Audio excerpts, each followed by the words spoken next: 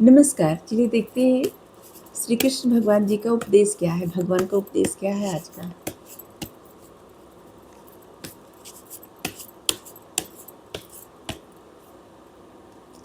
True leader वंश of mystery.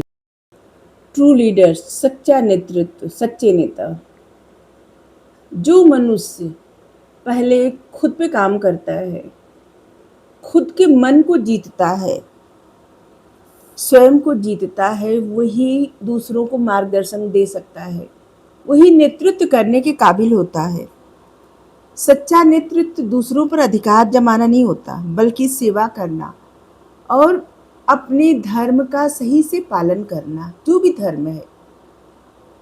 जैसे पुत्र का धर्म, पुत्री का धर्म, पति का धर्म, पत्नी का धर्म, मतलब जो भी धर्म होता है ना, सांसारिक जीवन में जो धर्म होता है ना, उस धर्म को सही से निभाना।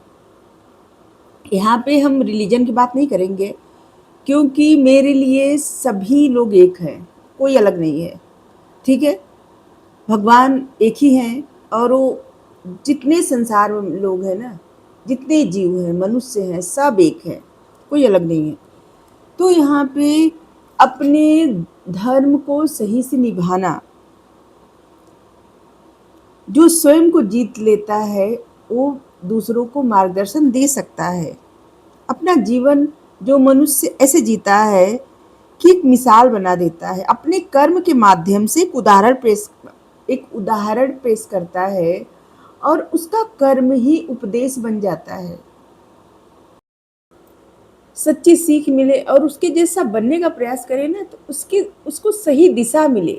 सच्चा नेतृत्व वही होता है। दूसरे पर धौंस जमाना, अधिकार जमाना, अपने मन का करना और अपनी बातें थोपना, सिर्फ ये सच्चा नेतृत्व कभी नहीं होता। वंश ऑफ मिस्ट्री। देखिए, बहुत सारी ऐसी चीज़ें होती हैं ना, बहुत सारी ऐसी बातें रहती हैं जो एक रहस्य रहती है, सिर्फ ईश्वर जानते हैं।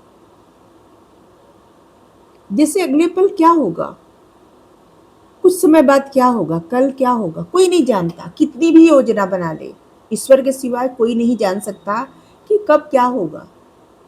सिर्फ ईश्वर ही जानते हैं कि कल क्या होगा, आगे क्या होगा। इसलिए बहुत सारी ऐसी चीज़ें होती हैं जो दिव्य योजना, डिवाइन प्लानिंग का हिस्सा होती हैं और पर्दे के पीछे रहती हैं, जो साधारण मनुष्यों को जानने से ना, मतलब साधारण मनुष्य जान नहीं सकता।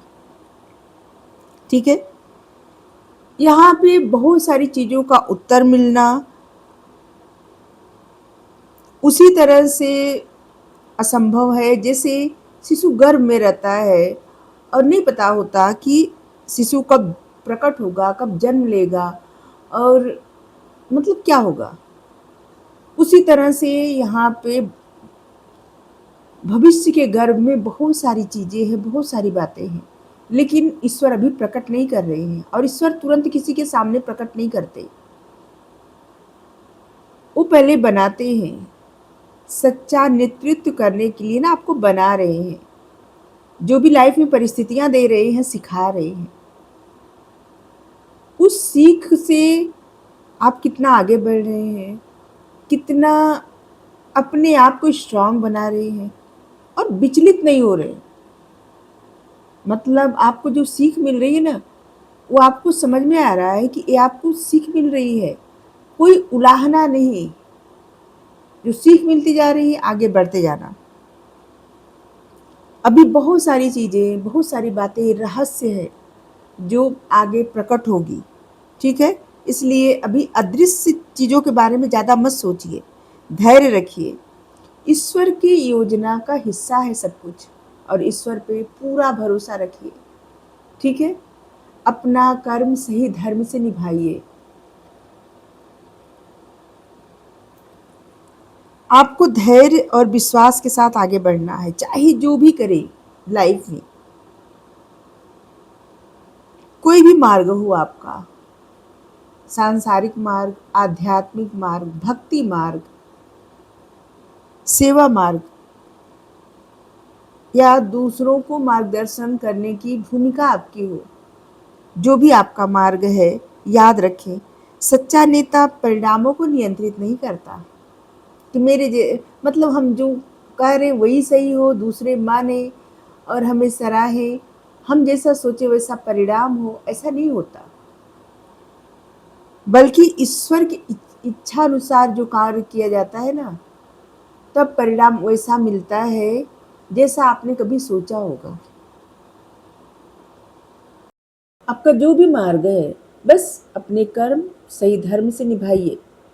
जिस तरह से अर्जुन ने युद्ध किया था, अर्जुन को नहीं पता था, उनको इतने लोगों को खोना पड़ेगा आगे जाके।